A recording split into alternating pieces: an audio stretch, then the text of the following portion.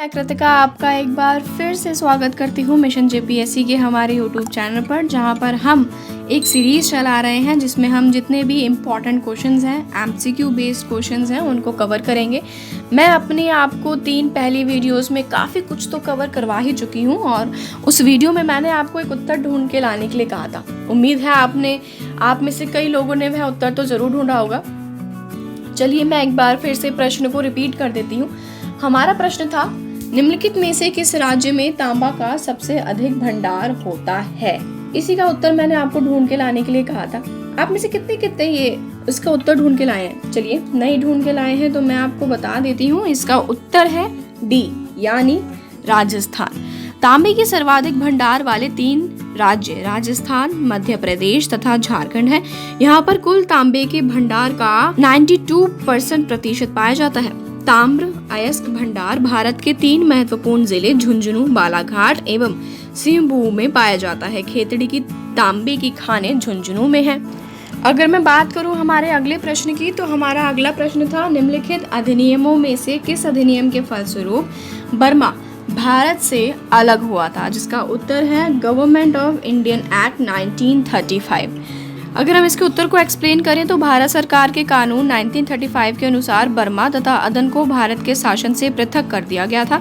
सिंध और उड़ीसा 2 नवीन प्रांत बनाए गए और उत्तर पश्चिमी सीमा प्रांत को गवर्नर के अधीन रखा गया। केंद्र या संघ सरकार के लिए द्वैध शासन की व्यवस्था की गई। एक संघीय न्यायालय की भारत में स्थापना की गई। हमारा अगला प्रश्न है, भारतीय संविधान सभा की पहली बैठक कब हुई थी? 2 ऑप्शंस आपको यहाँ दिख रहे हैं। हमारे 2 ऑप्शंस यहाँ पे और भी मौजूद हैं। चलिए उनको भी एक बार देख लेते हैं। और इसका उत्तर है हमारा सी, यानी 9 दिसंबर 1946 को। भारतीय संविधान सभा की पहली बैठक 9 दिसंबर 1946 को सच्चिदानंद सिन्हा की अध्यक्षता में हुई थी।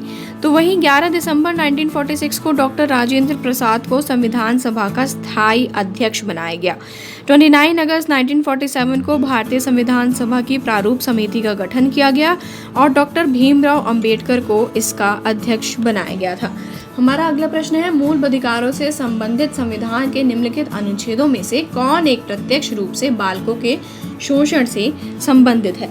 जिसका उत्तर है 24। अनुच्छेद 12 से 35 तक में मूल अधिकारों का उल्लेख किया गया है तथा शोषण के विरुद्ध अधिकारों का उल्लेख अनुच्छेद 23 से 24 में है। अनुच्छेद 24 के अनुसार 14 वर्ष से कम आयु के किसी बालक की किसी कारखाने या खाना में काम करने के लिए नियोजित नहीं किया जाएगा या किसी अन्य परिसंकटमय नियोजन में नहीं लगाया जा सकता। ऐसा कई बार देखा गया है कि हम कभी भी जब रोड्स पे जाते हैं तो हम देखते हैं चाय की टपलियों पर छोटे छोटे बच्चे काम कर रहे होते हैं, जो बिल्कुल ही इलीगल है। अगर आपकी नज़र में भी कोई ऐसा है तो हमें ज़रूर बताइएगा। चलिए हम अपने अगले प्रश्न की तरफ बढ़ते हैं, जो है, भारत के नागरिकों के मूल कर्तव्यों का समावेश कौन से भाग में है? जिसका उत्तर है डी, संविधान के भाग 4 क में। भारतीय संविधान के भाग 4 क के अनुच्छेद 51 क में मौलिक कर्तव्यों का उल्लेख है। संविधान के मूल में इसका उल्लेख नहीं था। 1976 स्वर्ण सिंह समिति की रिपोर्ट के आधार पर 42वें संविधान संशोधन द्वारा 10 मूल कर्तव्यों का उल्लेख किया गया। 11वां मूल कर्तव्य 86 संविधान संशोधन द्वारा जोड़ा गया, जिसके अनुसार माता पिता या संरक्षक का यह कर्तव्य होगा कि वह अपने 6 से 14 वर्ष के बच्चों की शिक्षा की व्यवस्था करे। हमारा अगला प्रश्न है, निम्नलिखित में से कौन सा एक व्यय भारत की संचित नदी पर भारित नहीं है? यानी हमारा कौन सा ऐसा स्टेटमेंट है, सिंपल वर्ड्स में हमारा कौन सा ऐसा स्टेटमेंट है जो हमारी भारतीय संविधान की नीति को नहीं दर्शाता? वो है भारत के प्रधानमंत्री के वेतन और भत्ते।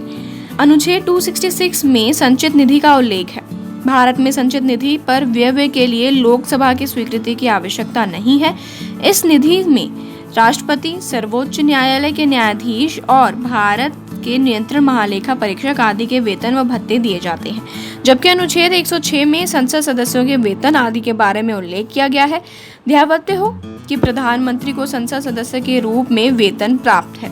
हमारा अगला प्रश्न है, भारत के राष्ट्रपति कहाँ से और कैसे चुने जाते हैं? जिसका उत्तर है डी, राज्यसभा, लोकसभा, राज्यों के विधानसभाओं के निर्वाचित सदस्य।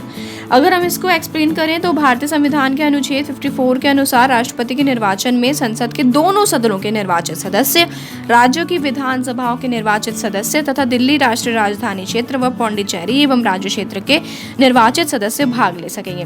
राष्ट्रपति पद के उम्मीदवार के लिए निर्णायक मंडल के 50 सदस्य प्रस्तावक तथा 50 सदस्य अनुमोदक होते हैं।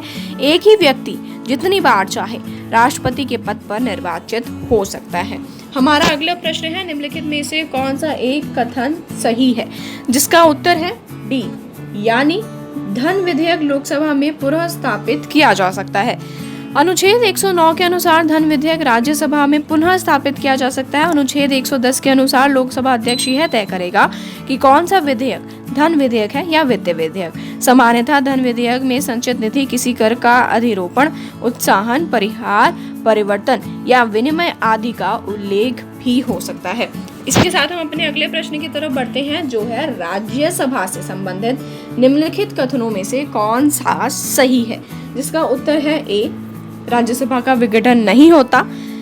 अगर हम इसको डिफाइन करें तो अनुच्छेद 83 में संसद के सदनों की अवधि का उल्लेख किया गया है, जिसके अनुसार राज्यसभा का विघटन नहीं होगा, किंतु उसके सदस्यों में से यथासंभव निकटतम 1/3 सदस्य संसद द्विसदनात्मक इस नियमित किए गए उपबंधों के अनुसार प्रत्येक द्वितीय वर्ष की समाप्ति या यथाशेष सेवानिवृत्त हो जाएंगे। अगर हम आपको बहुत ही सिंपल लैंग्वेज में समझाएं, हर किसी मंत्री का कार्यकाल 5 वर्ष के लिए होता है, तो कभी भी हमारी ये जो सभा है ये राज्यसभा खंडित नहीं हो सकती, क्योंकि कभी 1/3 मंत्रियों का कार्यकाल खत्म हुआ बट दूसरे मंत्री तो हैं उसमें। ऐसे आपको बहुत ज़्यादा जो कॉन्सेप्ट है वो क्लियर हो जाएगा। चलिए हम अपने अगले प्रश्न की तरफ बढ़ते हैं, जो है भारतीय संसद में सम्मिलित कौन कौन से हैं? यानी इसका उत्तर है डी, राष्ट्रपति और संसद के दोनों सदन। ये सारे आपको पॉइंट्स दिए हुए थे, इसमें से कौन सा ऐसी जो चीज़ें हैं जो भारतीय संसद में हमारी सम्मिलित होती हैं? इसका उत्तर है डी। भारतीय संविधान के अनुच्छेद 79 में भारतीय संसद के गठन का उल्लेख किया गया है, जिसके अनुसार भारतीय संघ के लिए संसद होगी जो राष्ट्रपति और दोनों सदनों से मिलकर बनेगी, जिसके नाम राज्यसभा और लोकसभा होंगे। चलिए हमारा अगला प्रश्न आता है, राज्यसभा का पदेन सभापति कौन होता है? यानी उसका स्पीकर कौन होता है? तो इसका हमारा उत्तर है ए, उपराष्ट्रपति। भारतीय संविधान के तहत अनुच्छेद 63 के अनुसार भारत का एक उपराष्ट्रपति होगा। संविधान में उपराष्ट्रपति से संबंधित प्रावधान अमेरिका के संविधान से ग्रहण किए गए हैं। उपराष्ट्रपति राज्यसभा का पदेन सभापति होता है। उपराष्ट्रपति का वेतन राज्यसभा के सभापति के रूप में मिलता है। उपराष्ट्रपति और लोकसभा अध्यक्ष दोनों का वेतन समान होता है। संशोधित वेतन 2006 के अनुसार उपराष्ट्रपति का वेतन 1,25,000 प्रतिमाह होता है। आप इमेजिन कर सकते हैं इतनी सारी सैलरी, वो भी सिर्फ महीने में। चलिए हम अपने अगले प्रश्न की तरफ बढ़ते हैं, जो है निम्नलिखित में से कौन सा शब्द शब्दावली भारत के संविधान में उल्लेखित नहीं है? जिसका उत्तर है बजट। भारतीय संविधान के अनुच्छेद 112 वार्षिक वित्तीय विवरण का उल्लेख है, जिसे सामान्यतः बजट कहा जाता है, लेकिन संविधान में इसका उल्लेख नहीं है। अनुच्छेद 114 में विनियोग विधेयक तथा अनुच्छेद 226 में भारत की संचित निधि, जिसमें सरकार की सभी मौद्रिक एकत्र रहेगी, विधि सम्मत प्रक्रिया के बिना इसमें कोई भी राशि नहीं निकाली जा सकती। हमारा अगला प्रश्न आता है, राज्य विधान मंडलों के निर्वाचन हेतु सिद्धांतों में सम्मिलित है। यानी ये आप चारों के चारों पॉइंट्स पढ़ लीजिए। पहला है यह वयस्क मताधिकार के आधार पर होंगे। दूसरा हमारा पॉइंट है प्रत्येक क्षेत्रीय निर्वाचन क्षेत्र केवल एक निर्वाचन सूची होगी। हमारा तीसरा पॉइंट है धर्म, प्रजाति, लिंग आदि के लिए निर्वाचक सूची बनाने में कोई स्थान नहीं होगा। चौथा है राजनीतिक दलों को अपने स्वयं के मानक स्थापित करने की स्वतंत्रता होगी। अब ये बताइए कि इनमें से सही कौन सा है? जिसका उत्तर है डी, सभी चारों, यानी सभी के सभी ठीक है। भारत के प्रत्येक राज्य के लिए एक विधानमंडल होगा, जिसका निर्माण राज्यपाल और राज्य की विधानसभा तथा जहां विधान परिषद है कि संयोग से ही होगा। राज्य विधान मंडलों के निर्वाचन हेतु उपयुक्त सभी सिद्धांत सम्मिलित होंगे। हमारा अगला प्रश्न है, निम्नलिखित में से कौन भारत के प्रधानमंत्री बनाने से पूर्व किसी भी राज्य के मुख्यमंत्री रहे थे? 74 का जो ये हमारा क्वेश्चन है, इसका आंसर है सी, चंद्रशेखर। नाम तो आपने सुना ही होगा। भारत के पूर्व प्रधानमंत्री एच.डी. देवगौड़ा कर्नाटक के मुख्यमंत्री थे। तब पीवी नरसिम्हा राव आंध्र प्रदेश के मुख्यमंत्री थे तथा पूर्व प्रधानमंत्री चंद्रशेखर प्रधानमंत्री बनने से पहले कहीं भी मुख्यमंत्री नहीं थे। हमारा अगला क्वेश्चन है जिसमें हमने एक सूची आपको दी हुई है और इसको आपको मैचिंग करनी है। तो चलिए देखते हैं। इसका उत्तर है डी, यानी संविधान में राज्यसभा को 2 एकांतिक शक्तियां प्राप्त हैं। प्रथम अनुच्छेद 312 के अधीन अखिल भारतीय सेवाओं के गठन से संबंधित और द्वितीय अनुच्छेद 249 के अधीन राज्य सूची के विषय में विधि बनाने की संसद की शक्ति है। राज्यसभा के उपस्थित और मत देने वाले सदस्यों में से कम से कम 2/3 सदस्यों द्वारा समर्थित संकल्प पारित करने उपरांत ही संसद उपरोक्त के संदर्भ में कानून बना सकती है। चलिए हम अपने अगले प्रश्न की तरफ बढ़ते हैं। निम्नलिखित में से कौन सा विषय भारतीय संविधान की 7वीं अनुसूची के सूची 3 समवर्ती सूची में शामिल है? मैं आपको एक बार ऑप्शंस दिखा देती हूँ और बता भी देती हूँ। हमारी पहला ऑप्शन है दंड प्रक्रिया, पुलिस, कारागार और लोक व्यवस्था, जिसका उत्तर है दंड प्रक्रिया। 7वीं अनुसूची की सूची 3 समवर्ती सूची में दंड प्रक्रिया सम्मिलित है, जबकि पुलिस, कारागार और लोक व्यवस्था राज्य के विषय हैं। राज्य सूची में कुल 66 विषय हैं तथा समवर्ती सूची में 47 विषयों का उल्लेख किया गया है। हमारा अगला प्रश्न है निम्नलिखित राज्यों में से किसमें पंचायती राज व्यवस्था नहीं है? जिसका उत्तर है सी, नागालैंड। 73 संविधान संशोधन द्वारा भारत में पंचायती राज व्यवस्था को लागू किया गया और पंचायतों को 29 विषयों पर विधि बनाने का अधिकार दिया गया, लेकिन नागालैंड, मिजोरम आदि कुछ ऐसे राज्य हैं जहां आज भी यह व्यवस्था लागू नहीं है। चलिए हम अपने अगले प्रश्न की तरफ बढ़ते हैं, जो है निम्नलिखित में से कौन सा पद भारत में भुगतान संतुलन के चालू खाते में सम्मिलित नहीं किया जाता? जिसका उत्तर है डी, अनिवासी भारतीयों की शुद्ध जमा। एक देश के निवासियों का विश्व के अन्य देशों के निवासियों के साथ सामान्यतः 1 वर्ष के दौरान जो अंतर्राष्ट्रीय आर्थिक व्यवहार या लेन देन होते हैं उसे भुगतान संतुलन कहते हैं। भुगतान संतुलन के तहत 3 तरह के खाते होते हैं, जिसमें चालू खाते के तहत निम्न मदें आती हैं: वस्तुओं का आयात निर्यात और साधन सेवाओं से आय इत्यादि होता है। चलिए हम अपने अगले प्रश्न की तरफ बढ़ते हैं, जो है नाभिकीय रिएक्टर में निम्नलिखित में से किसे मदक के रूप में प्रयोग किया जाता है? जिसका उत्तर है भारी पानी। भारत में थोरियम एवं प्लूटोनियम का प्रयोग भी ईंधन के रूप में किया जाता है। विखंडन अभिक्रिया उत्पन्न न्यूट्रॉन की गति तीव्र होती है। इन न्यूट्रॉनों की गति को मंदित करने के लिए भारी जल या ग्रेफाइट का प्रयोग मंदक के रूप में किया जाता है। विखंडन की श्रृंखला अभिक्रिया को नियंत्रित रखने के लिए एक कैडमियम या बोरान की लंबाई छड़ों का उपयोग किया जाता है। हमारा आज के सेशन का सबसे आखिरी प्रश्न है, एक माइक्रोन लंबाई प्रदर्शित करता है। ठीक है, तो इसका उत्तर है हमारा बी, यानी 10-4 सेंटीमीटर की।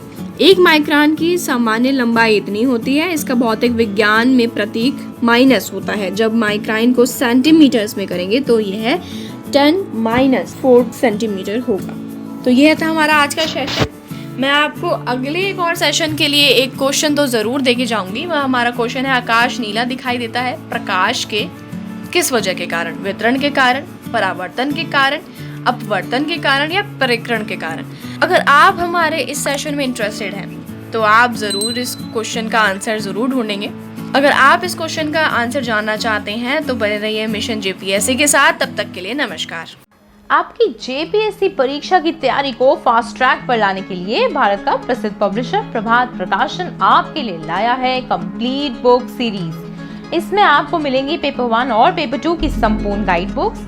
ये किताबें हिंदी और इंग्लिश दोनों में तैयार की गई हैं। झारखंड सामान्य ज्ञान के लिए उपलब्ध है आईएएस डॉक्टर मनीष रंजन जी की झारखंड वस्तुनिष्ठ सीरीज, जिसमें है 7000 प्लस ऑब्जेक्टिव क्वेश्चंस। ये बुक भी इंग्लिश और हिंदी दोनों में अवेलेबल है। इसके साथ ही पेपर 1 और पेपर 2 के प्रत्येक विषय पर भी हमारी किताबें उपलब्ध हैं, जिनमें है टॉपिक वाइज सॉल्व पेपर्स। ये किताबें हैं लेटेस्ट सिलेबस पर बेस्ड और इनमें लास्ट ईयर सॉल्व पेपर भी आपको मिलेगा। 100% एग्जाम रेडी होने के लिए आप पढ़ सकते हैं 15 मॉडल सॉल्व पेपर्स। ये बुक इंग्लिश में भी अवेलेबल है, तो आज ही ऑर्डर करें अमेज़न, फ्लिपकार्ट या नज़दीकी बुक स्टोर से, क्योंकि इतनी सटीक किताबें आपको और कहीं नहीं मिलेंगी।